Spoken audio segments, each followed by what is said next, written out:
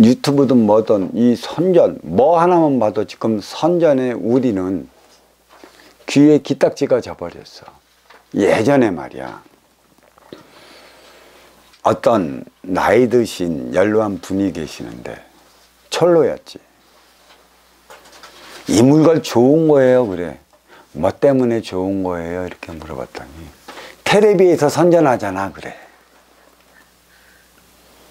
텔레비에서 선전하면 모든 걸 좋은 거로 인식했을 때가 있었습니다.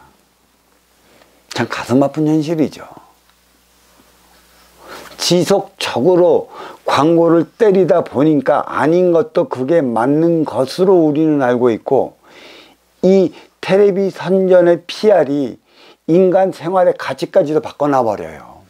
무시무시한 겁니다.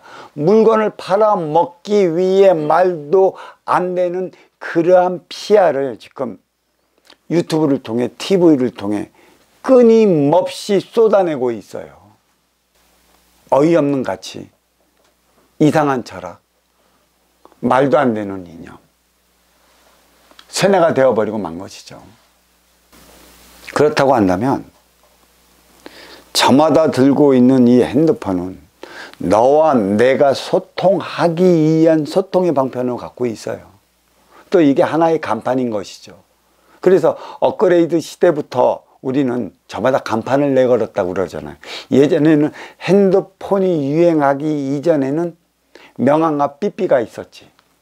그 명암과 삐삐가 이제 그 발전하고 이제 휴대폰이 나와 있었지. 뭐 그때부터 슬슬 이제 내 간판이 시작된 것이고, 지금은 이 스마트폰, 뭐 아이폰, 나이 먹은 이들은 정신없어 못 써. 그 간단한 것만 쓰는데 요즘 애들은 별 희한한 걸 다 만들었어.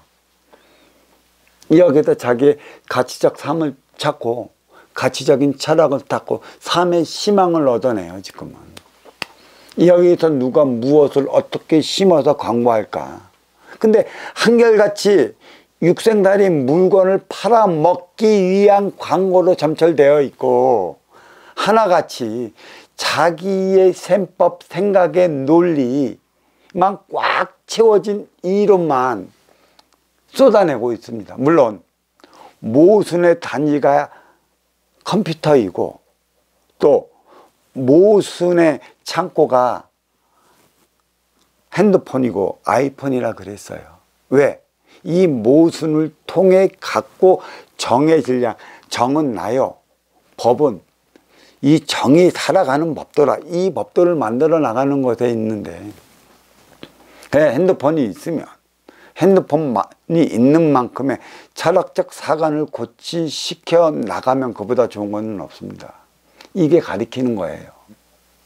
삼성이 핸드폰으로 이름 말할 수 없는 돈을 벌이지만 기업 이념을 통해 하나 되어 살아가는 빈물질 차원의 정신량을 심어두지 못했기 때문에 이 삼성기업이 돈은 많이 벌어들여도 일이 어려운 지경에까지 빠져 있어요.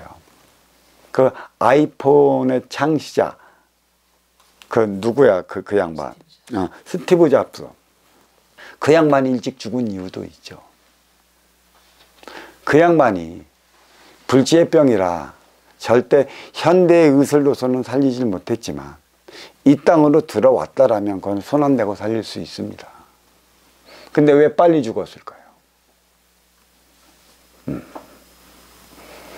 육생의 일환의 물질만으로서 번영을 시켰어. 그렇지만 이 스티브 잡스 같은 경우는 사고적 사상이 동양적으로 묻혀져 있었어. 그 아이폰에 그 인간의 철학, 화합의 철학, 먼저 주고 후에 받는 그런 가치적 철학을 심어주기 위해 인연을 만나기 위해 불치의 병이 걸린 것인데, 그 불치의 병을 고쳐줄 수 있는 인연을 만나질 못했어요. 그때는 이 땅에는 있었습니다.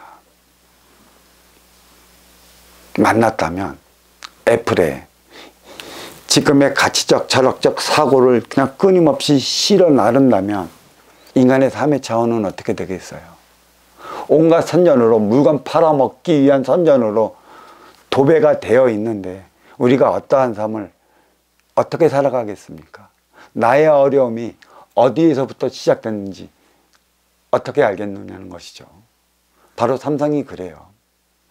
삼성도 무엇인가의 기업 이념을 고취시켜 사회적 기업으로 키워나가려고 하는데, 문제는 육생이 무엇이고 인생이 무엇인가에 대한 분별을 하지 못하는 관계로 전부 다 육생 아닌데 그것이 인생 안으로 착각하고 있어서 벌어지는 일련의 상황인 것이죠. 그게 표적인 것입니다.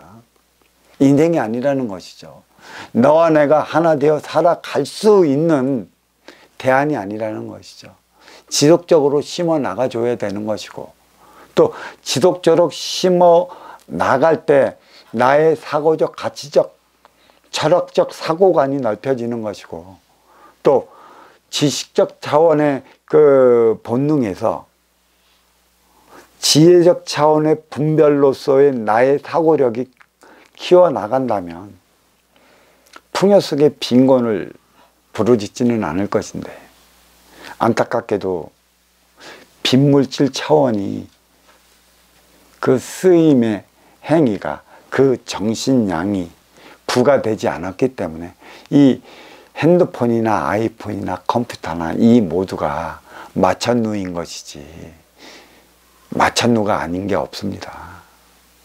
이거를 심어줘야 되는 것이에요. 이게 중요한 것이죠. 우리는 언제인지 모르게 물건을 팔기 위한 CM송에 빠져들었고, 그 CM이 주는 그 PR에 귀에 딱지가 붙어 있기 때문에 철학적, 사고적 가치도 그렇게 변해간다는 것입니다. 아주 무서운 것이죠. 물건을 팔기 위한 CM에 하나 되어 나가는 정신량까지 부과시켜 나간다면 이보다 좋을 수는 없습니다. 그만큼 내 삶에 이득이 되어야 된다는 것이지, 내 삶에 이득이 되지 않는 것은 이제는 길어야 3개월 아니면 못 찾아요. 예전에도 그랬습니다. 장사를 하는 이들이건 사업을 하는 이들이건 80년대까지는 10년이면 강산을 변한다고 그랬어요. 그때도 적어도 그때는 3년까지는 가게 문을 오픈을 했다면 버티었어요. 하지만 2000년 넘어서는 1년을 버티는 것이고, 아날로그 시대는 3개월이에요. 왜?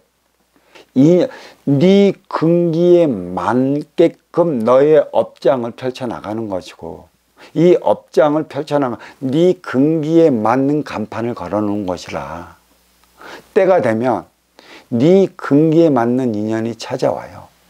그러니까 80년대는 그 3년 동안에 네가 갖고 있는 인연이 찾아오는 것이고, 2000년대에 넘어서는 1년 동안 네가 갖고 있는 사주의 육생의 기본권만큼의 가지고 있는 인연이 찾아오는 것이며, 지금 이 시대는 3개월 동안에 찾아와요. 문제는 어디에 있냐? 한 번 찾아온 그러한 인연을 2번 찾아오게 만드는 것은 가게 문을 열고 사업을 시작한 업장이나 CEO나 사장이 해야 할 일이지, 한 번 오고 다시 안 오면 그는 망하는 겁니다. 지속 가능하게 오게끔 만들어내야 하는 게 사장이 해야 할 일이고, 그게 그러니까 지금은 3개월 안에 결정이네요.